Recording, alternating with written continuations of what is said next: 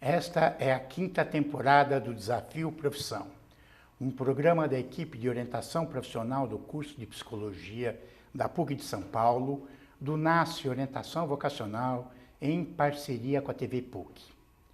E agora falaremos sobre o trabalho específico de um veterinário, o trabalho com animais silvestres. E para isso conversaremos com o Marcel Ricardo Musetti, que é graduado em Medicina Veterinária pela FMU e especializado em clínica médica e cirurgia de animais silvestres e exóticos pelo Instituto Qualitas. Trabalha hoje no consórcio Mendes Isolux. E o José Luiz Catão Dias, que é graduado em veterinária, medicina veterinária pela Unesp, mestre e doutor em patologia experimental e comparada pela USP. É coeditor do Tratado de Animais Selvagens, Medicina Veterinária. Atualmente é professor titular de Patologia Comparada da USP e exerceu a posição de diretor técnico-científico da Fundação Parque Zoológico de São Paulo.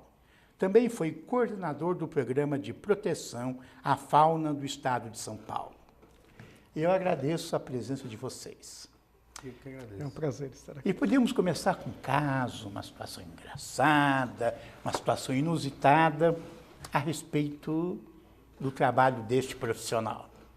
Professor, por favor. Quem trabalha com isso tanto vale para veterinários quanto para outros profissionais que lidam com animais silvestres, sempre passa por situações inusitadas. E seria possível aqui ficar descrevendo situações como atender animais absolutamente diferentes, fazer procedimentos em elefantes, em baleias, em golfinhos, em primatas. Mas tem uma situação que, se eu tivesse que pontuar, eu pontuaria como uma das mais impactantes que eu tive na minha vida profissional, que eu tive o privilégio de poder acompanhar o programa de reabilitação e soltura de condores andinos na Patagônia Argentina.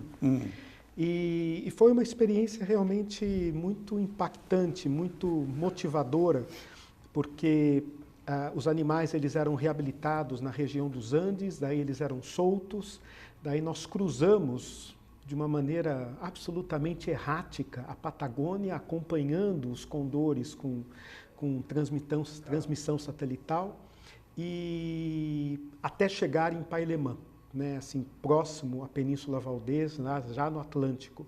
E uma coisa que me motivou muito é que durante todo esse processo houve por parte da equipe uma preocupação com as populações tradicionais, com as populações indígenas, né, cultos, xamãs, aimaras, quechuas. Então esse foi um momento muito importante na minha atividade profissional, ter feito esse acompanhamento como veterinário desse grupo. Existiram várias situações assim interessantes, tipo, as pessoas ficam muito assustadas, por exemplo, na parte clínica, né? Acontece muito, por exemplo, prolapso de pênis em jabuti, é super comum, e as pessoas ficam assustadíssimas com o tamanho que é o pênis do jabuti, né?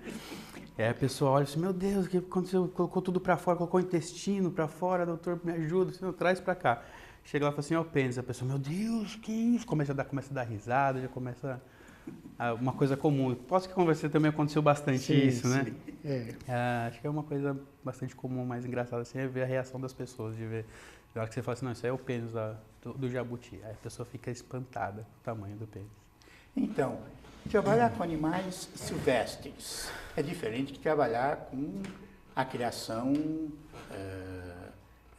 de boi, né? Diferente de tratar de animal doméstico, né? Sim. Isso se aprende na faculdade? Eu acho que é uma coisa que se aprende, mas eu acho que o profissional, o veterinário ou a veterinária que tem interesse em trabalhar com animais selvagens, ele precisa ter claro que quem opta por essa área de atuação tem que ter muita clareza que não pode ser uma pessoa que exija rotinas, porque não existe rotinas. Né? Você nunca sabe o que vai acontecer, por exemplo, num zoológico como, por exemplo, o Zoológico de São Paulo, são 3.500 animais de 450 espécies. Um dia você chega e tem um macaco para você tratar, no outro dia tem uma serpente, no outro dia tem um avestruz, no outro dia tem uma outra. Então não existe rotina e tem que ser uma pessoa muito curiosa. Necessariamente tem que ser uma pessoa muito curiosa. Se não tiver essas duas características, eu acho que a possibilidade de não dar certo é grande. Agora, tendo essas duas características, aí tem todo um trabalho pela frente que é possível de ser feito, sim. Você tem que correr muito atrás. Quem quer essa área tem que estudar muito por conta. Inclusive o livro do professor, que é até hoje, né, um marco, assim, para a gente correr, é o tratado do professor até hoje. Mas são situações assim que acontecem, por exemplo, já aconteceu, piometra num Red Hog. Você fala, caramba, né? Repete, não entendi nem o que você falou. Piometra num Red Hog. Seria uma infecção de útero num porco-espinho africano. Sabe aquele porco-espinho africano, já viu? Sei. Que o pessoal cria bastante como pet, já aconteceu também. E aí chega e você fala assim, e agora? Esse tipo de coisa você não aprendeu na faculdade. Então você vai ter que estudar atrás para você descobrir bastante coisa em cima. Então é uma área que ela exige que você precise estudar muito por conta. Você ir procurar material, você ir atrás de material, senão você não consegue desenvolver bem, né? Eu acho que, e pensando nos estudantes interessados em ingressar nessa área, eu vejo que existem 3 grandes possibilidades de atuação. Em todas elas, há necessidade de você ter curiosidade e aversão à rotina. Isso é fundamental. Mas tem 3 grandes áreas. Assim, eu recebo, por exemplo, lá na universidade, a cada ano, 80 alunos novos, né? E, anualmente, eu e outros professores somos chamados a conversar com os alunos e contar sobre o que nós fazemos. Então, quando que a gente pergunta para os estudantes recém-ingressos quem tem interesse em trabalhar com selvagens ou com silvestres, 70%, 80% tem interesse. Quando chega no final do curso... Tem 1, 2. Não, hoje é muito maior. Hoje a gente tem mesmo? tido 10%, 15%. E tem espaço de atuação profissional.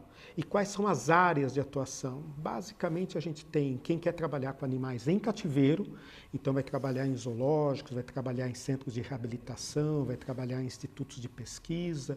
Quem quer trabalhar com animais em vida livre, eu quero ser um veterinário como, por exemplo, hoje o Marcel faz, quero ser um veterinário de animais selvagens em vida livre, né? Ou aqueles que querem trabalhar em clínica com animais selvagens que são domiciliados. Então, eu tenho, por exemplo, legalmente um ouriço africano, um papagaio, um jabuti, né? E eu preciso de um profissional. Então, essas são as 3 áreas de atuação, né? E isso é possível de ser aprendido, sim, com certeza. Eu sempre busco, essas 3 áreas que ele comentou foi o que eu busquei para mim, que eu ainda busco até hoje, né? Eu atuei na clínica, né? Na clínica médica.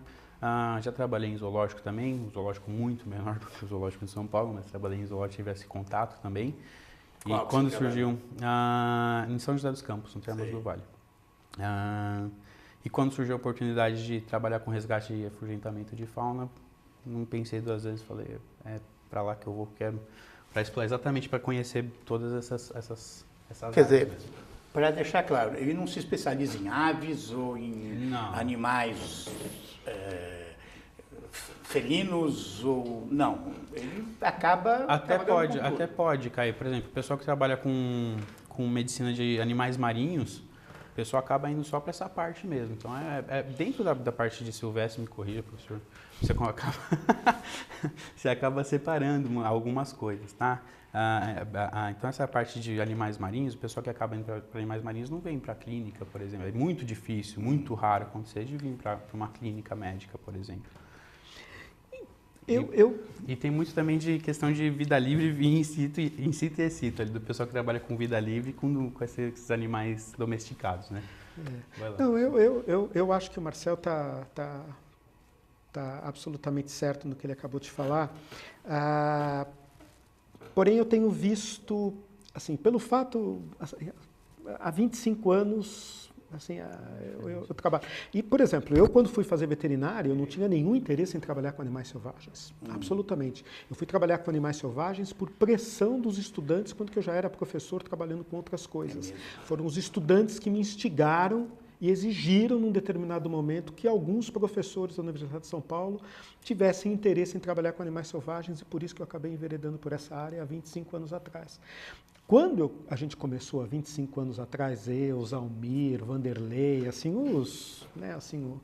a velha guarda, né, os pré-históricos, né, quando nós começamos a trabalhar, realmente não havia quase nenhuma especialização, né?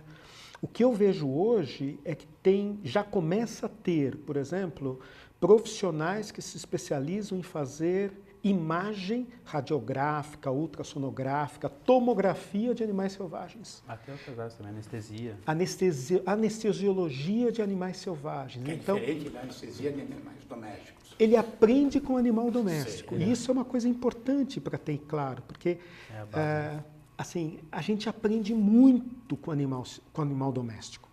Eu costumo conversar com os meus estudantes quando eles chegam, me surgiu a oportunidade de fazer estágio numa clínica de cão e gato, mas eu quero trabalhar com lobo. Eu falo, pelo amor de Deus, vá fazer o estágio, porque você vai aprender muito com cachorro que você vai poder aproveitar com lobo, você vai aprender muito com gato que você vai poder aproveitar com os felinos. Né? É a base de tudo ali, é o doméstico, né?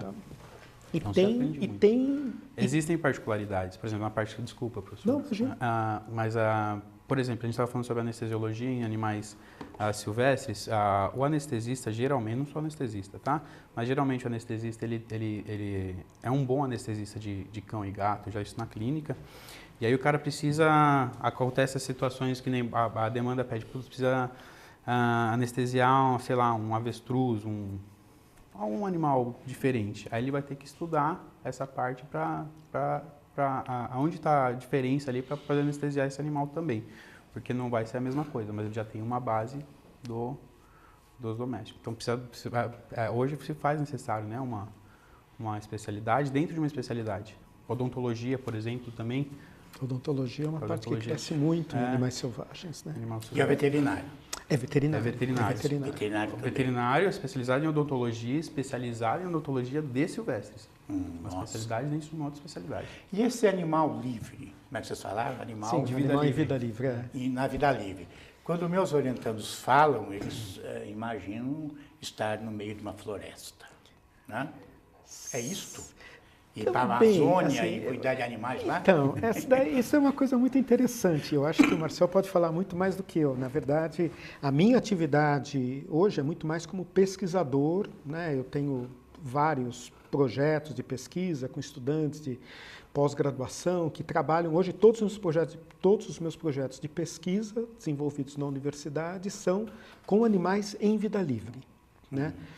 E a primeira coisa que eu preciso falar, né, é que é muito legal, mas não é bucólico, não é confortável, né, não é assim, exige características especiais, porque as pessoas saem da sua comodidade, da sua estrutura urbana e têm que mudar, por exemplo, atuar com animais selvagens na Amazônia, no Cerrado, né? As minhas experiências de campo, elas sempre foram muito interessantes, para usar peculiares, porque você se vê frente a coisas que não é o teu dia a dia, o corriqueiro.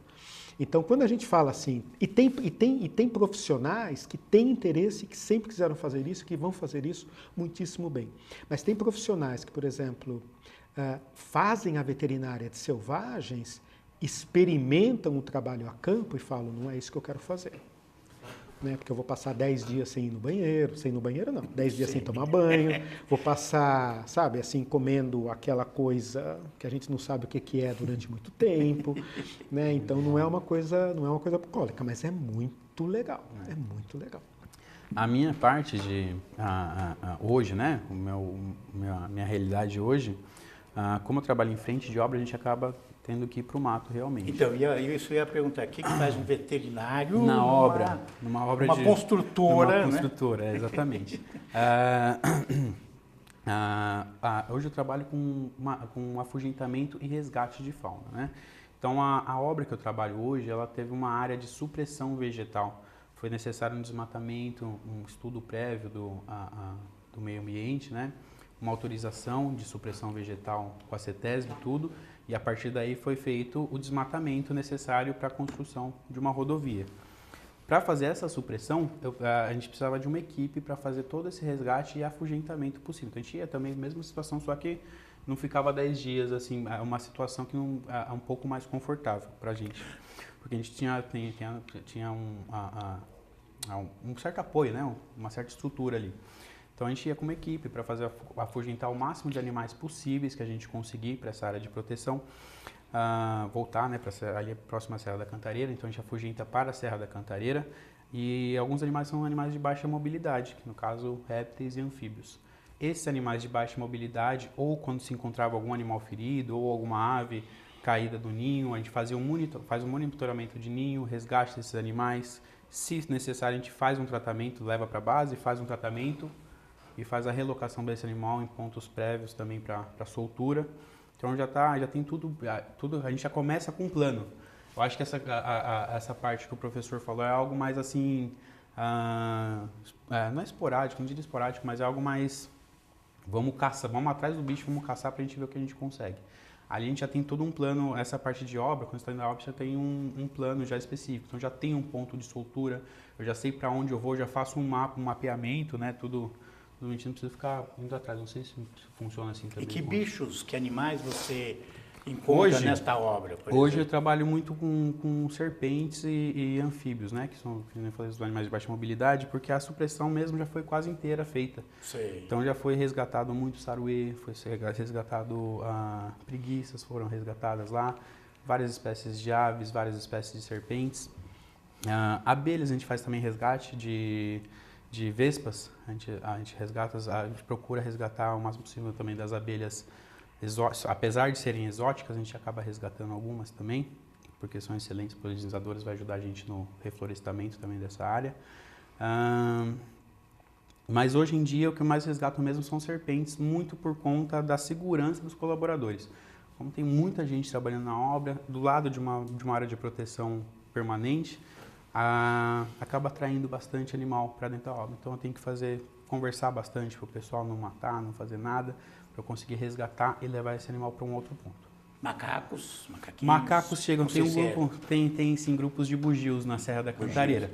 Os bugios, houve um afugentamento, um programa específico de monitoramento desse grupo para saber a atividade deles, para onde eles iam, né, o mapeamento e a quantidade de indivíduos do grupo. Foi um programa de 2 anos, hoje em dia já não tem mais porque já acabou a supressão vegetal. Então eles vêm até o limite da obra, eles vêm até onde tem a proteção, onde houve o desmatamento, dão um bom dia lá para o pessoal todo dia de manhã, voltam para o mato, na parte da tarde geralmente em outro ponto eles aparecem o mesmo grupo, fazem a barulheira deles lá e voltam para o mato. Eu lembro de uma reportagem de um local que foi alagado por uma represa e a atuação de veterinários, acho que veterinários capturando os animais que não foram afugentados, né? Exatamente. Que estavam sofrendo. Outra questão que eu faço lá também na obra, acabei pegando também, é a questão de animais domésticos, que está também no contrato da construtora. Por ser uma obra aberta, muito cão e gato entra para dentro da obra. Esses animais, se tiver algum animal ferido ou nascer alguma ninhada dentro da obra, eu preciso resgatar esses animais e dar destinação, fazer a esterilização cirúrgica, né? Vermifugação, vacinação e destinação de doação para esses animais também. Então acaba Você faz um sozinho ou você tem uma equipe? Eu tenho alguns ajudantes para me ajudar, né? Completamente sozinho não, tem algumas pessoas para me ajudar, mas muita coisa eu tenho que fazer sozinho, assim, meio que na raça, assim. Meus orientandos ficam fascinados com os programas da TV, de observação de comportamento de animais, né? Então, aquela câmera que fica lá esperando o animal aparecer, ou vi outro dia de morcegos. Isso é um trabalho dele, analisar o comportamento de animais silvestres? Sim. Não é exclusivo do médico veterinário. Tem biólogos, né? também fazem Biólogos, isso, né? psicólogos. Psicólogos também? Psicólogos, inclusive o professor César Hades. Tem uma equipe, né? né? Assim, Mas é uma das atuações possíveis de um profissional, médico ou médica veterinária, interessado em trabalhar com animais selvagens. Na verdade, isso hoje, principalmente tanto a campo, em trabalhos de vida livre, quanto em cativeiro, isso é uma exigência quase que moral, se fazer isso. Com qual fim? Entender melhor o comportamento desses animais e, no caso de cativeiro, no caso de vida livre, observar, né? E conseguir fazer o catálogo e o levantamento de quais são os comportamentos naturais que esses animais apresentam. Para a preservação. Para a preservação, para a conservação, para o conhecimento. E isso, muitas vezes, é empregado também em cativeiro como desenvolvimento de técnicas de comportamento, técnicas de enriquecimento ambiental, que pode ser realizado por veterinários ou por outros profissionais envolvidos com a manutenção desses animais em cativeiro. Porque quando você mantém um animal em cativeiro, seja num zoológico, num centro de reabilitação, há necessidade de estimulá-lo a desenvolver e apresentar os comportamentos naturais. Então, para isso, existem várias ferramentas, várias técnicas, e que a gente aprende isso observando os bichos da natureza. Então, se faz a observação na natureza, se tem esse catálogo de comportamentos, né, e tenta-se reproduzir isso artificialmente com ferramentas, né, brinquedos. É uma parte muito legal também. Essa é uma coisa... E muitos trabalhos de pesquisa que são realizados. Isso é possível monitorar. Você tem como monitorar, por exemplo, o grau de estresse de um animal antes de receber um enriquecimento ambiental. Por isso que às vezes as pessoas vão, por exemplo, que nem em zoológico, vai no Zoo de São Paulo, vai no Zoo... Todos os zoológicos hoje fazem isso. E chegam assim no recinto, lá tem o leão, o tigre, a jaguatirica, e tem uma caixa de papelão, tem uma bola de futebol, tem brinquedos, né, para os bichos poderem exercitar e poder, né, desenvolver e apresentar, né, o seu elenco de comportamentos, né? Isso é muito interessante. Existe um movimento que até é mundial de acabar com os zoológicos, né? Existe. O animal está preso. Quer dizer, o zoológico não é só para as pessoas ficarem se divertindo no final de semana. Não, eu acho que os zoológicos, eles cumprem... No mundo ideal, eu costumo falar, eu fui diretor de um zoológico durante 6 anos, fui membro do conselho por muitos anos, e eu costumo dizer hoje, com a maior tranquilidade, que no mundo ideal o zoológico não deveria existir. A gente não vive no mundo ideal, infelizmente. E para muitas espécies e para muitos indivíduos, o zoológico é a última fronteira. Se não existisse o zoológico, por exemplo, os condores andinos, que eu contei no início, eles não existiriam mais, possivelmente. E existem uma fieira de espécies que já teriam se extinto, teriam entrado em extinção se não fosse o trabalho, né, que é realizado. Mas o zoológico tem muito... Essa é uma discussão que eu acho que nunca vai terminar essa discussão sobre existir ou não existir zoológico. Eu também sou a favor do zoológico, acho que tem que existir sim. Acho que é fundamental tanto para pesquisa, para conhecimento, para preservação de espécie, tudo isso eu acho que é fundamental também. Falemos um pouco agora de locais de trabalho e mercado. Né? Onde ir para trabalhar? Já descobrimos que em grandes obras. Né? Possível. Essa foi um pouco atípica, mais difícil. Onde eu estou agora, eu sou contratado de uma empreiteira. Geralmente existem empresas especializadas nessa parte que são subcontratadas pelas empresas. Então, esse é um nicho para quem quiser trabalhar nessa parte, pode procurar essas empresas para ir. Eu vejo, além dessa área que o Marcelo já colocou, assim, novamente, né, nós temos, por exemplo, aquele veterinário que tem interesse em trabalhar com animais em cativeiro. Né? Aí ele tem basicamente 3 opções. Ou ele vai trabalhar em zoológico, ou ele trabalha em centros de reabilitação, por exemplo, o DEPAV, aqui na cidade de São Paulo, que pertence ao município, com uma estrutura muito recém-inaugurada no Pico de Jaraguá, lá no Parque Jaraguá. Né? Ou então aquele veterinário que quer trabalhar com os animais selvagens que são mantidos em domicílio. Né? Essa é uma área crescente de atuação. Desde iguana até passarinho, primatas, o hedgehog, o ouriço africano, há de tudo. lagartos em geral. Então, E tem aqueles profissionais que querem trabalhar com animais em vida livre, e aí trabalham muito mais em ONGs, instituições, é muito mais o terceiro setor. E tem também as pessoas que querem trabalhar na área de pesquisa. aí ligado à universidade. Ligado à quase universidade. Ligado à universidade. Então tem essas sempre. E possibilidades.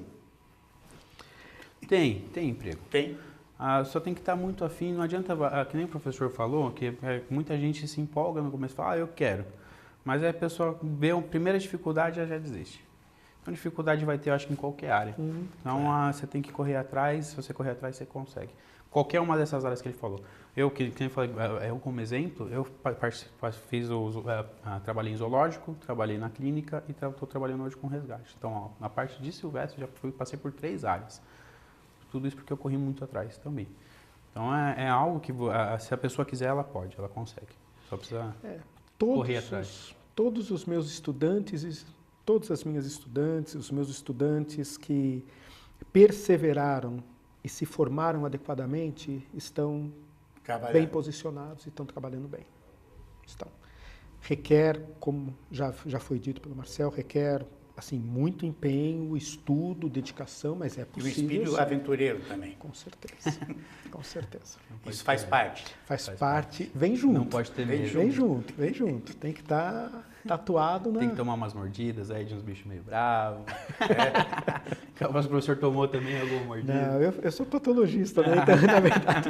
Então, mas ele também trabalha no Instituto Butantan, por exemplo. Você tem veterinários lá também. Aí sim, né? sim. Também. Assim, os veterinários, há veterinários trabalhando no Instituto Butantan, inclusive eu os conheço muito bem, porque vários desenvolveram trabalhos lá conosco na universidade, e se faz muita coisa, né? Tanto tratar os animais, quanto colher, manter. O Butantan mantém uma coleção de centenas e centenas de serpentes que exigem médicos veterinários atuando permanentemente. Como dos outros animais, para produzir matina. Exatamente.